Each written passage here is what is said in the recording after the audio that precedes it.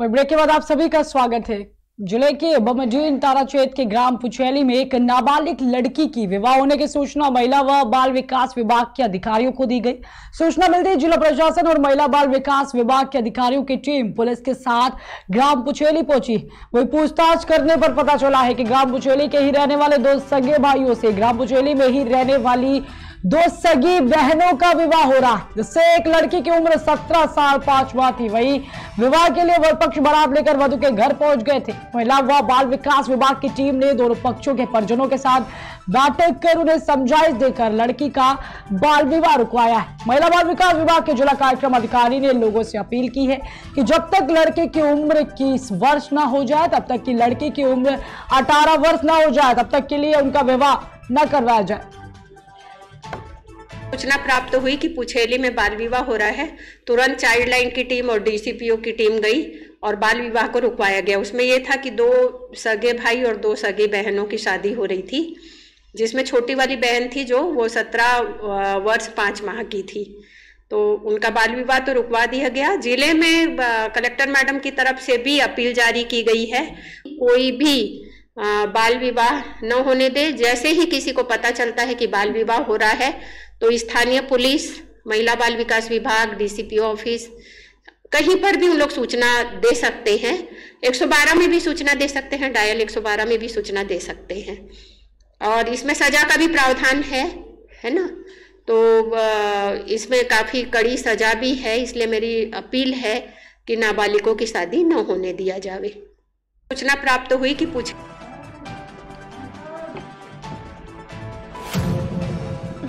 अनुसूचित जाति आयोग के पूर्व अध्यक्ष एवं कांग्रेस के वरिष्ठ नेता पीएल पुनिया आज बहराइच पहुंचे। वही बहराइच के कांग्रेस भवन में प्रेस वार्ता करते हुए उन्होंने भाजपा सरकार पर जमकर हमला बोला है। उन्होंने कहा है कि जो उनके खिलाफ बोलता है वह उसके खिलाफ कार्रवाई कर रहे हैं। राहुल गांधी को विशेष रूप से टारगेट किया जा रहा है, क्योंकि निरंतर राहुल गांधी गौतम अडानी और प्रधानमंत्री के रिश्तों पर सवाल पूछते आ रहे हैं। आपको बता दें कि भाजपा राहुल गांधी की आवाज को दबाने की कोशिश की जा रही है, लेकिन राहुल गांधी किसी से डरने वाले नहीं, किसी के सामने झुकने वाले नहीं है। इसके साथ ही उन्होंने कहा है कि जब से भारतीय जनता पार्टी की सरकार केंद्र और अन्य प्रदेशों में राजनीतिक जोड़ तोड़, धन और सत्ता के दुरुपयोग से बनी है।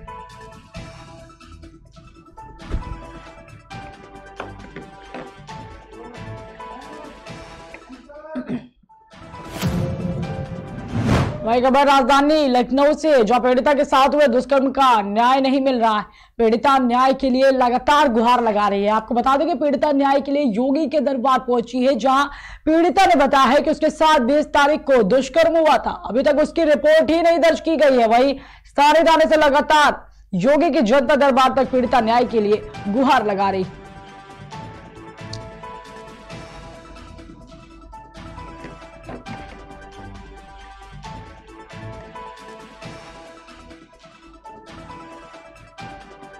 आपके संग क्या हुआ? हमारे साथ गलत काम हुआ है, मन्नू अवस्थी ने किया है और हमारी कहीं पे सुनवाई नहीं हो रही। हम हर जगह दौड़ रहे, उन्नाव दौड़ रहे, नेशनल ऑफिस, एसपी ऑफिस, मुख्यमंत्री दरबार, हर जगह जा रहे, हमारी कहीं सुनवाई नहीं हो रही है। जब आप FIR दर्ज कराने गई थी थाने में क्या बोला था? कहीं जाइए आपकी कार्रवाई होगी, जाइए कार्रवाई होगी, कहीं पे कार्रवाई नहीं होती।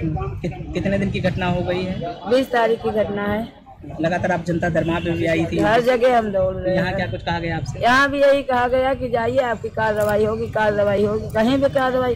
अब यहाँ तक की उतारू हो गए कि हम अपनी आत्महत्या करने पर तक की उतारू हो गए। अच्छा, मुख्यमंत्री जी से क्या कहना चाहेंगे आप? यही कहना चाहते हैं कि हमारी जो है कार्रवाई करी जाए, सुनवाई हो, यही हम कहना चाहते हैं। आपके संग क्या हुआ?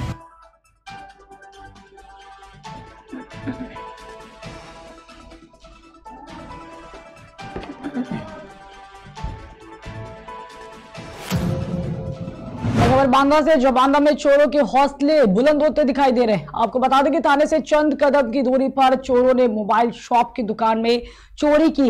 इसके साथ ही लगभग 5 लाख के मोबाइल फोन और कैश चोरी कर लिया है। लोहे की रॉड से शटर तोड़ चोरी की वारदात को अंजाम दिया गया है। आपको बता दें कि घटना की जानकारी पुलिस को दी गई है। वही मौके पर पुलिस पहुंची है, साथ ही जांच पड़ताल शुरू कर दी है। ये जो मामला है वो तेंदुआड़ी थाना क्षेत्र के कस्बे का बताया जा रहा है।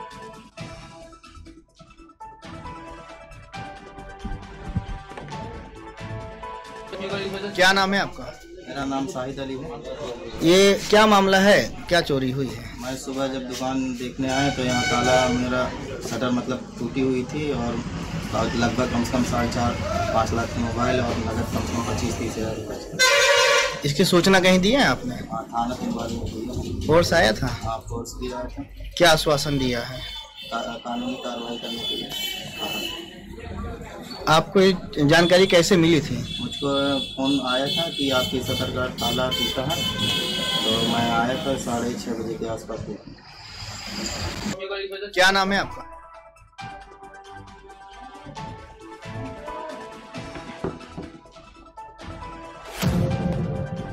खबर पन्ना से, जहां सहला वासियों और श्रद्धालुओं में जमकर उत्साह रहा है। धर्मप्रेमी बंधुओं द्वारा चैत्र नवरात्र के प्रारंभ होते ही प्रथम दिन से नगर में युवाओं द्वारा 2 पहिया वाहन रैली निकालकर धर्म जागरण का कार्य प्रारंभ किया गया है।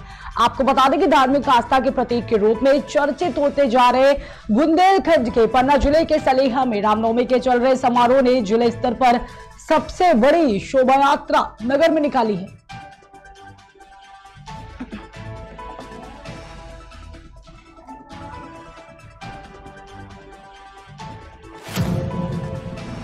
वही खबर यूपी के संगम नगरी प्रयागराज से, जो हंडिया तहसील अंतर्गत आने वाले गांव सराय हरिराम विकासखंड प्रतापपुर में प्रधान और सचिव के नाम पर गांव के उमेश कुमार श्रीवास्तव और गांव के कुछ लोग दलितों से प्रधानमंत्री आवास के नाम पर पैसे की मांग कर रहे हैं। ग्रामीणों ने कहा है कि प्रधान ने करीब 60 से 70 लोगों का आधार कार्ड बनवा दिया है, जिससे हम गरीबों को मुफ्त में राशन मिल रहा है। आपको बता दें कि ग्रामीणों ने कहा है कि प्रधान कभी किसी काम के लिए कोई पैसा नहीं मांगते हैं। उमेश कुमार श्रीवास्तव गांव के सीधे लोगों को बहका कर पैसे ऐंठ लेता है। गांव के कई लोगों से पूर्व में आवास के नाम पर वो पैसे वसूल चुका है। हरिश्चंद्र यादव, ग्राम पंचायत सराहिरा, वार्ड नंबर 10 में सदस्य हूँ। अच्छा, ये जो आज ये दलित बस्ती में इकट्ठा लोग हुए हैं और गांव के जो दलित बस्ती के लोग बोल रहे हैं कि गांव के 2 लोग व्यक्ति ऐसे हैं, उमेश लाला और कोई बीरी गौड़ कुछ नाम बता रहे हैं, ये लोग इन लोगों से आवास के नाम पर पैसा की मांग कर रहे हैं। सच्चाई क्या है? सच्चाई यही है साहब कि बदनाम कर रहे हैं प्रधान।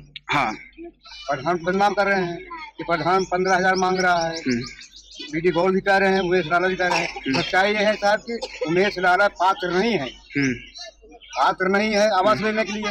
उनके पास मकान भी है, खेत है, खेत बेच करके मकान बनाया गया जा रहा है। तो लोग क्या चाहिए क्या? आपको आवास मिला है? हाँ, हमारा आवास मिला है। तो आप लोग यहाँ पर रह रहे हैं, कोई दिक्कत है नहीं, लेकिन बीडी गौड़ दिक्कत लगाए, कैसे हटावे के? बीडी गौड़ कौन है? गुजवा। अच्छा, और उमेश लाला। हाँ, वो लोग क्या कह रहे थे? वो लोग 15,000 रुपया मांगे थे, हटावा बिना से सबका आधार ले गए। तो 15,000 रुपए क्या करेंगे, क्या आपको देंगे? अब वो कॉलोनी के सिस्टम लगाए हैं। बीडी गौड़ उमेश लाला मांग रहे हैं कि प्रधान मांग रहे हैं? प्रधान नहीं मांगता है। हाँ, खाली उमेश लाला बीडी गौड़। अच्छा, क्या बोले? कहा दे आधार कार्ड तो सब कॉलोनी देवा। अच्छा, तो कितने लोग पैसा मांग रहे थे? अरे क्या कहे थे, 5, 6, 7 आदमी दिए हैं, उन्होंने सबसे पैसा मांगा था। हरिश्चंद्र यादव, ग्राम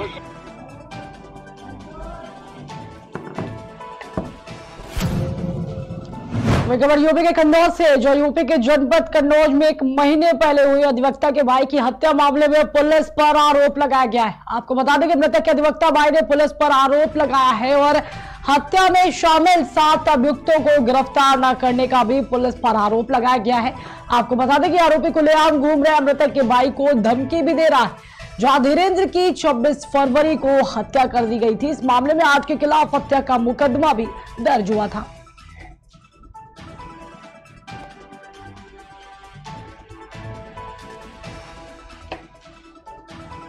ये है कि 26 फरवरी 2023 को हमारे भाई धीरेन्द्र उर्फ रेसू की नामजद अभियुक्तों ने टकोरा व कुलाड़ी से निर्मम हत्या कर दी।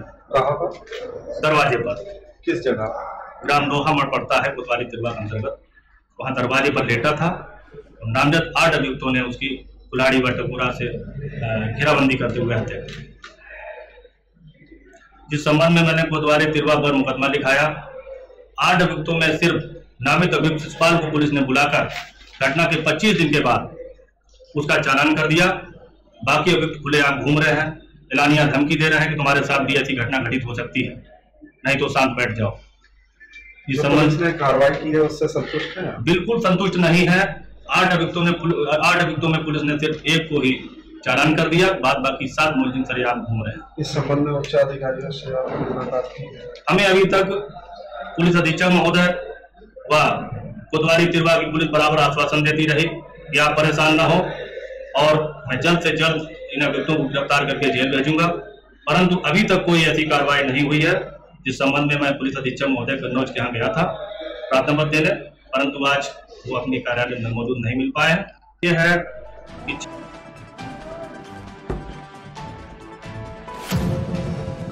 खबर जालौन से, जो मंदबुद्धि के साथ बेरहमी की सारी हदें पार कर दी गई। आपको बता दें कि 2 दिन से लापता मंदबुद्धि पूरी तरह से लुलुहाल लोग होकर लौटा है। इसके साथ ही बोलने में असमर्थ और गरीब मंदबुद्धि जो भीख मांगकर अपना जीवन यापन करता है, उसे किसी अज्ञात ने बुरी तरह से जानवरों की तरह पीटा है। सवाल यह उठता है कि आखिर कौन है वो निर्दय इंसान जिसने इस बेजुबान को जानवरों की तरह पीटा है। और ये जो पूरा मामला है वो जनपद जालौन के नगर क्षेत्र का बताया जा रहा है। नगर क्षेत्र जालौन से गायब एक मंदबुद्धि लड़का आखिरकार वापस तो लौट आया, लेकिन उसके शरीर पर जो जख्मों के निशान हैं वो आखिर कैसे आए, कहां से बने, किसने उसको बेरहमी से मारा पीटा, ये बहुत बड़ा सवाल है। उसके चूंकि जानकारी इस तरह हमारे पास ये है कि जनपद जालौन के जालौन नगर क्षेत्र का रहने वाला मंदबुद्धि लड़का, इसका नाम राहुल बताया गया है, वो पिछले 2 दिनों से लापता था। उसके परिजन उसको बराबर ढूंढ रहे थे और आज वो लड़का मिला है। हालांकि वो कुछ बोलने की स्थिति में नहीं है क्योंकि वो कुछ बोल नहीं पाता, मंदबुद्धि है। इशारों में अपनी बात उसने बताई है। उसके जब शरीर को देखा गया तो उसमें शरीर पे बहुत बुरी तरीके से मारे गए जख्मों के निशान आज भी मौजूद हैं। बड़ा सवाल ये उठता है कि आखिर कौन है वो जो इस मंदबुद्धि मासूम को इस बुरी तरीके से मारने का दोषी है।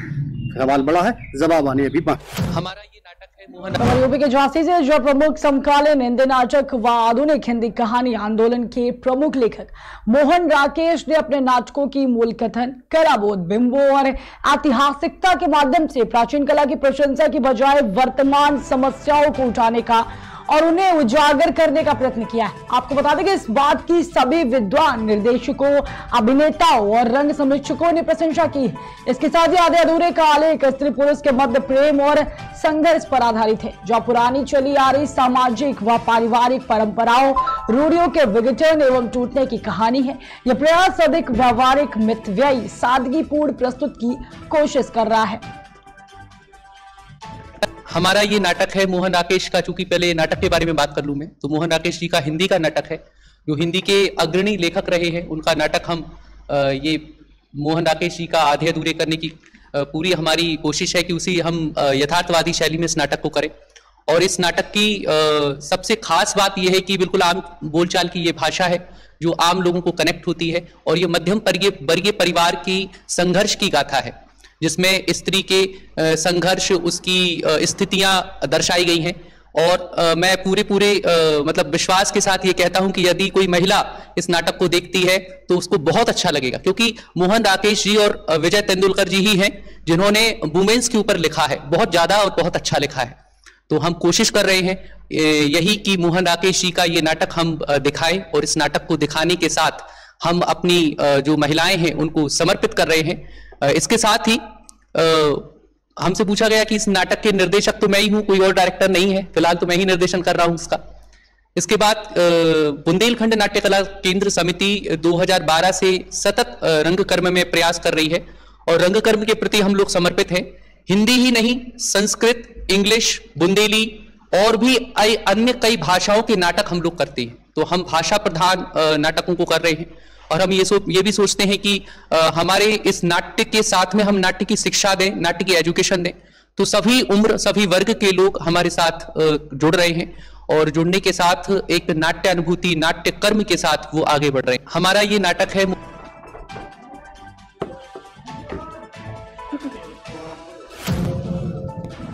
वही खबर इटावा से, जहां रामनवमी पर जसवंत नगर रामलीला महोत्सव कमेटी ने राम महोत्सव मनाया है। आपको बता दें कि राम बारात भी निकाली गई है। इसके साथ ही रामलीला महोत्सव कमेटी ने राम शोभा यात्रा निकालकर नगर भ्रमण कराया है। वही वृंदावन से आए रंग रसिया कलाकारों ने मंची नाटक कर भय प्रकट कृपाला पर गाना भी गाया है।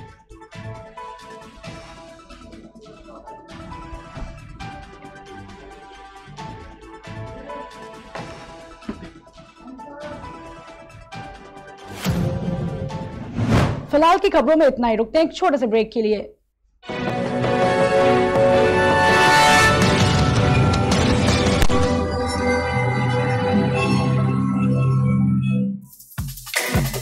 Feel the power of Angel.